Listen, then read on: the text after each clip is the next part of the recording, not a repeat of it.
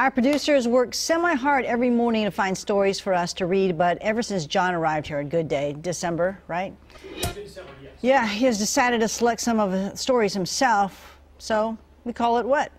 It is Choose the News, guys. Can you hear the microphone working? Not yet. Not yet. 10 seconds. Okay. No? I'll choose your news, mister. What if I just talk really loudly? Well, wait. Maybe rain in the tent. Rain in the tent, yes. I think they're getting my microphone. Phone squared away, guys. Just kill some time. Play some office noise. We good? Am I on?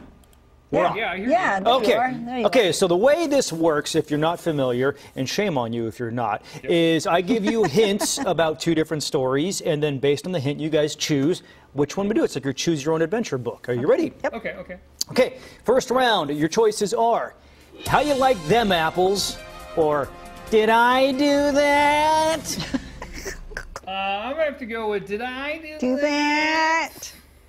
Excellent choice, sir. All right, a tiny village in Wales has spent the last 18 months without internet service. Engineers were flummoxed by the problem. They checked all the cables connecting the village, and they could not find any problems. They even turned the village off and turned it back on, and that didn't work. 18 months they worked on this. Finally, they went around with something called a spectrum analyzer that looks for electrical interference. They tracked it down to an old TV. Apparently, it was giving off some kind of signal that interfered with the broadband signal, which is why the internet went out every morning at 7 a.m. when the owner of that TV got up and turned the TV on.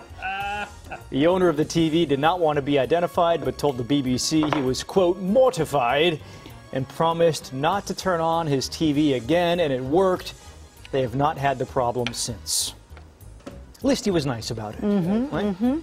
Okay, round number 2, your choices are Durga Pletzereifen Oh.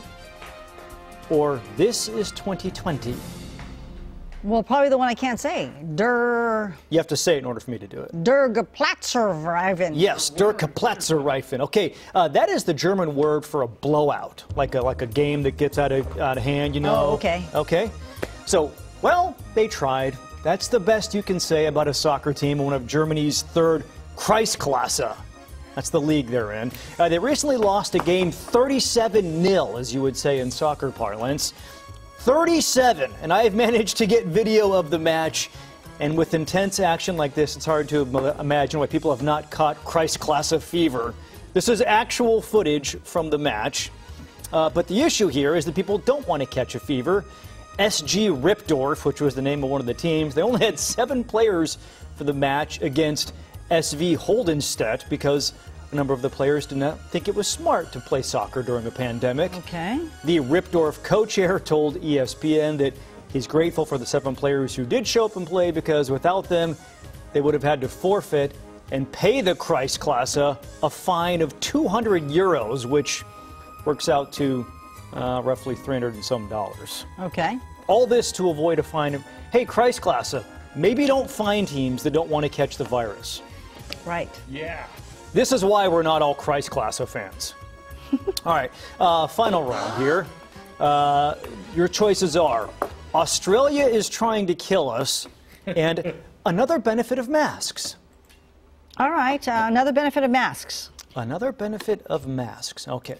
A local politician in Spain has come under fire for his recent presentation in the contest to be named the Innovation Hub of Europe. Take a look.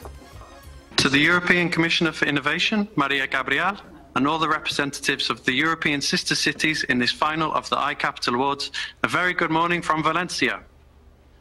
I mean, all pretty standard stuff there from Carlos Galeana, a city councilor from the city of Valencia in Spain. He used his 90-second video to pitch his city to investors, but some people noticed something wasn't right. Let's take another look and see if you guys can figure it out. To the European Commissioner for Innovation, Maria Gabriel, and all the representatives of the European sister cities in this final of the iCapital Awards, a very good morning from Valencia. It was good, right? Yeah. Good. Perhaps too good. Too good. Oh, no. Turns out they dubbed in a native English speaker over his voice, so he just had the mask on and was not speaking. Galeano also happens to be a trained actor, so he was able to mime along with the words. I pretty see. good. Wow. Their plan came undone that when people noticed, hey, that's not Galeano's voice. A city official told reporters that the mayor was originally supposed to make the presentation but had another meeting, so they had Galeano do it.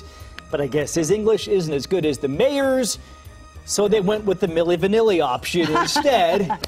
When asked why they didn't just use an interpreter, city rep said the rules were very strict and that only the mayor or councilor could appear in the video. Oh, wow. I have never applied to be the innovation hub of Europe, but I'm assuming they would make an exception for a translator. They speak many languages in Europe.